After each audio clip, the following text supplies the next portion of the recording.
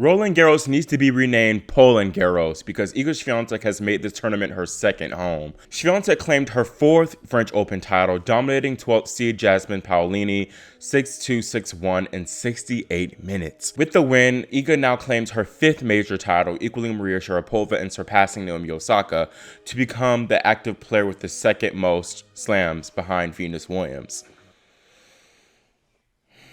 Venus is still playing, y'all. Venus is still playing. Anyways, Iga also becomes the first woman to win a slam after facing match point since Barbora Krejcikova did it at the 2021 Roland Garros Championships. Of course, Iga saved a match point against Naomi Osaka in their second round thriller. Iga is also the first woman to complete the hat trick, winning 3 Roland Garros titles in a row since Justine Henin did it in 2007. And she's also the first woman to pull off a hat trick in any major since Serena Williams completed the hat trick at the 2014 US Open. Iga is also the first woman to win Roland Garros, Rome, and Madrid all in the same season since Serena did it once again back in 2013. Now, talking about the match, as kind of expected, it was extremely one-sided. This was the most lopsided Roland Garros women's singles final in terms of scoreline since 2007, ironically when Justine Henin completed the hat trick then. And it was promising, though, at the start, as Jasmine actually took advantage of a shaky Swiatek start to get the first break to go up 2-1. But Iga just broke back immediately at love and just completely ran away with the match, and she won the last 11 of 12 games. It just shows you how great of a frontrunner Iga is. Once she has a hold on you, she won't let go. It also helps that Iga thrives in these big match occasions. She's now 5-0 in major finals and has an astounding record of being 22-4 in overall WTA finals. This was also just a bad matchup for Jasmine. She does not have much to trouble Iga the Italian, and the serve, as I predicted, was a big outlier in this match. Jasmine does not have a big serve to where she can get free or easy points off Swiatek, which is so crucial considering that Iga is now the best returner in the game. Iga just never felt threatened whenever she stepped up to the baseline to return the serve. On the flip side, Jasmine always just felt pressured, it seemed like, whenever she tried to serve, and that's never a good feeling. Iga's serve, meanwhile, was far superior. She won 69% of points on both her first and second serves, and I think her great second serve success is due to her kick serve, just jumping high and out of the 5'11" Italians, strike zone. Paolini is a short woman, and so I feel like she really struggled with those kick serves and was just reaching a lot and just did not know how to handle them. Height played a considerable role in this one, definitely. Iga used so many angles that Paolini struggled to get back in play. So many times Paolini was stretched wide, and if she did not have a long wingspan, and that hurt her a lot in her typical strong defensive skills here. Swiatek just overpowered her from the ground. Iga has a both better forehand and backhand than Paolini, and Paolini's forehand is very solid, but it's just not stack up compared to Iga's, which is she has the best forehand arguably in the game. Paolini also just was not able to trouble Iga with her forehand because Iga's defensive skills are way too good, especially on the clay. And Paolini, she just did not have the right placement of shot that she needed to in order to really get Iga, out of position consistently. Before I get into my Iga praise, I do want to commend Jasmine for an incredible fortnight, this tournament that she's had. It was an inspiring road to the finals. She beat 2 slam champions in Elena Rybakina and Bianca Andreescu, and she also overall has had an excellent season thus far as she won her first 1,000 title in Dubai, and she cracked the top 10 and will be number 7 in the world come Monday. Regardless of the outcome today, her name will forever be etched into history books as a slam finalist. So kudos to you, Jasmine. I hope you continue to have an excellent season. And at 28 years old, it proves that anything is possible regardless of the age. You don't have to be some big prodigy in order to have success on the tour. It just is a testament to her faith in her own game and her hard work that she's put in. Going to Iga, what more can I say? I literally predicted this exact outcome before the tournament started of Iga beating Jasmine. So I cannot say that I'm shocked, but I'm not shocked, but I'm just impressed. I'm continuously impressed by how Iga just goes about her business out there and is so dominant. I said it before in my last video, actually talking about the semifinals. Is the reason why I feel like Iga is so tough to beat, especially on clay, is because it's just, first of all, it's hard to overpower her and out hit her on this surface because of her defensive skills, but also because of her offensive skills. She makes it hard for opponents to even have the opportunity to get on the offensive against her, like Jasmine, who normally she was able to, maybe even against Rybakina, she was able to kind of get her foot a hold in the match and push Elena around, but Iga was not having any of that. And I think that a lot of that boils down to also, like I keep saying, Iga is a better defensive player than the likes of a Rybakina. It appears that definitely it'll take a big server or a big ball striker like a Naomi Osaka, for example, to trouble Iga on the clay. And that match was indoors too, as they had the roof over it, which further favored the Japanese woman. But still, I was right in saying in my tournament preview that Naomi Osaka was going to be the one to trouble Iga Swiatek the most in this tournament. And, it's true. She lost 17 games against Osaka alone in that second round. And then her final 5 matches of the tournament, she lost a total of 20 games, which is insane. Rybakina claimed the only win over Swiatek on the clay this year in the Stuttgart semifinals. And, once again, that was indoors, and Rybakina has a big serve, big flat balls from the ground that trouble Iga consistently, and that match was close. That match was tight. And then Sabalenka, another one. She has a big serve, big ball striking capabilities. And that final, although it was not played out, it was not played indoors, it was played in Madrid, high altitude. I'm talking about the 2024 finals, the best match of the year thus far. She had multiple match points in that match, but was unable to close. And even then, like I keep saying, that match was incredibly tight. Even if Sabalenka had won that match, it was on the skin of her teeth. And Iga simply, she has that clutch factor. That's the thing that sets her apart from nearly the rest of the tour. When her back is against the wall, she brings her best tennis. And I've slowly noticed that with her. She's slowly, molded into becoming the most clutch player on tour. And I feel like with this tournament, with that Naomi win, it's set in stone now. The big question for me is who can stop Iga at Roland Garros? How many more Roland Garros titles will she pick up?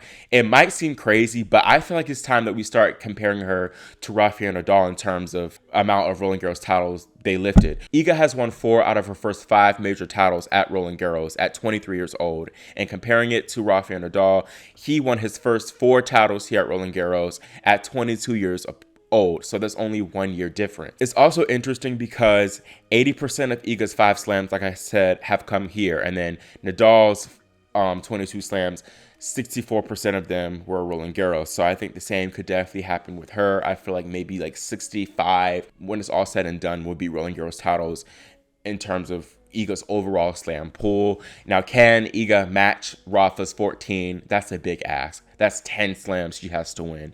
That's 10 years, 10, 15 years she has to remain healthy. But I think that if she does remain healthy and remain injury-free, why not? I think it can be possible. I think now, though, it's more appropriate to compare her to Justine Henin, who won 4 Roland Garros titles in her career total. Both Justine and Iga have very similar game styles as far as the spinny yet, effective, so powerful forehand. And they also have similar aesthetics with the whole cap and ponytail thing. And they also have, were very dominant on clay. Clay were both of their best surfaces. Justine retired early in her career for the first time at around 26, 27 years old. So her slam count stopped at 7. And I really think that we're looking at kind of what Justine's career would have been if she continued playing through Iga. I do think, though, that Iga will go on for at least 10 more years, so that's where I feel the comparison stops, and I think that, we could see Iga perhaps rack up 15 slams, maybe even 20. I feel like it's a little too early for that, perhaps, but why not? Iga definitely is not as dominant on the clay, as she's, literally nearly unbeaten on it every time she plays, but I know you can't win them all as well, but I think there's a chance that she could complete the career slam in a few years. I think she will do it. Grass would be her hardest to overcome. It's not her favorite at all. It's her least favorite. But she did do well at Wimbledon last year, I believe, making the quarterfinals, nearly beating Alina Svitolina in that kind of close match. And then she's already won the U.S. Open, and she played subpar tennis in 2022 when she did lift up the title. So why not do it now, especially when you consider how she's had a lot of success on the hard courts in the 1000s, as 6 of her 10 1000 titles are hard court 1000s. Australian Open might be tricky too because those are faster hard courts, but I think with her improving her serve like she continues to do, I think that is very much a possibility. There has been a discussion about whether Iga's dominance is bad for the sport, especially when you have these types of matches like today where she just completely blows through opponents. Admittedly, it's not entertaining to have a match like we did today, and these one-sided finals likely don't help draw as much excitement to the women's tennis field as a whole, but Iga has been involved in some unbelievable battles, like the Naomi Osaka match, of course, this year. And then to the match of the year, Iga won that against Sabalenka in Madrid. So, she definitely, when tested, she could put on a match. But the problem is that when she's not tested, which is very often, it's a dud. It's not really entertaining, objectively speaking, unless you are a Iga Swiatek fan and you simply just objectively enjoy her tennis. And I do enjoy her tennis, but still, even for me sometimes, like today, watching this final, I was very uninterested, being fully transparent. It was boring almost to watch.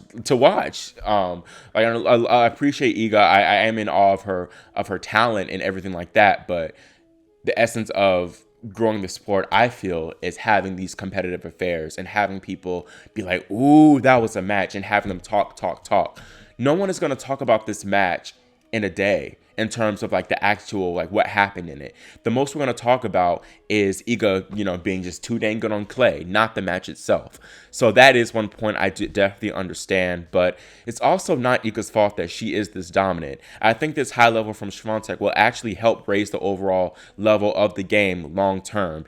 Case in point, Coco Gauff. Coco has now lost 11 out of the 12 meetings that she's had against Iga, and I think that her continuing to lose to Swiatek will force her to improve her game, like her serve and her forehand. Coco is able to get away with lackluster serve sometimes and a shaky forehand against practically every other player and still win. Against Sabalenka, she won US Open with the shaky forehand. She would not have been able to do that against Iga, I believe. Another big topic of discussion is whether Naomi Osaka would have won this entire tournament had she converted match point against Iga, had she not fumbled that forehand sitter approach shot at 30-15 at 5-3 in the third set. One would think yes, but I'm honestly not so sure. And I say this because Naomi just came out guns a-blazing in that match. She was hungry as hell and was a complete underdog and had nothing to lose. And it showed through her tennis. She played like it, had so much fearless freedom. I think that if she had had a match where, she wasn't as much of an underdog and people were expecting more of her, the nerves might have come and she would not have played as well as she played against Iga. I think maybe a Vondrousova or even Coco Gauff could have tripped her up, to be honest. But regardless, I think Naomi proved that she can be a worthy adversary and a worthy challenger to Iga. So I'm excited to have her back on the tour full time. I'm so looking forward to how that budding rivalry will play out. Thinking back on this women's tournament as a whole, it's mid. It's very mid, to be honest. Very similar to this year's Australian Open, where Sabalenka, she dominated without dropping a set. There were moments like in the Australian Open where we had some exciting matches in the first week, and then aside from some edgy quarterfinals, though, nothing really much as far as the semifinals and the finals, as both of those were duds here. All three of those matches were duds. I need Wimbledon to definitely improve and give us a good final or a good semifinal and final bad. Like, the women's tennis needs it. Women's tennis has been doing great aside from the slams, but they got to deliver at the slams and the big stages where the eyes are on them, I feel. Now, giving my final predictions right now in terms of Iga's future, I think that she will definitely hold the record for both the longest stretch of number one, like the longest streak having number one, and then having the most cumulative weeks at number one total. I feel like she's definitely secured the year at number one at this point. She has a 3,700 point lead over now the new world number two, Coco Gauff, and she's not defending as much compared to Gauff and Sabalenka for the remainder of the year as well. Her big points that she has to defend are all the way at the end with Beijing in the WTA finals, and I feel like she can build even further on this, which is even scarier to think about. Now, while it might have not been the most exciting to see the same woman win the biggest clay titles this year, unless you are an Iga Swiatek fan, of course, grass season is bound to give us some surprises and some, unexpected results. So I'm really looking forward to that. Naomi Osaka returns to the surface for the first time in 5 years, too, this week in Alabama. So I'm looking forward to seeing if she can fulfill her potential on a surface where she should be performing well on. Rybakina and Sabalenka and Ons Jabeur as well should continue to perform well at Wimbledon on the grass. And then, too, I'm I'm interested to see if Coco Gauff and Iga Swiatek can make inroads despite their comparative limited success on the surface. And then we have to consider the likes of some other Wimbledon champions like reigning Wimbledon champion Marketa Vondrousova, and then Angelique Kerber. She played well in Rome, and I feel like she could definitely turn up for Wimbledon too. Now, that is all I have for my Roland Garros women's singles coverage, and let me know in the comments if you think that Nadal comparisons are valid right now. Should we wait a little bit longer? Also, how many titles, Roland Garros titles, do you think Iga will end up when it's all said and done for her career? I say 10. Also, make sure you subscribe and click the notification bell so you're notified whenever I post my men's final recap and when you're notified whenever I post my updates throughout the early part of the grass season. Thank y'all so much for your support throughout this tournament. I've had a great time covering this women's singles tournament, and I look forward to seeing y'all in the next one. Thank you so much.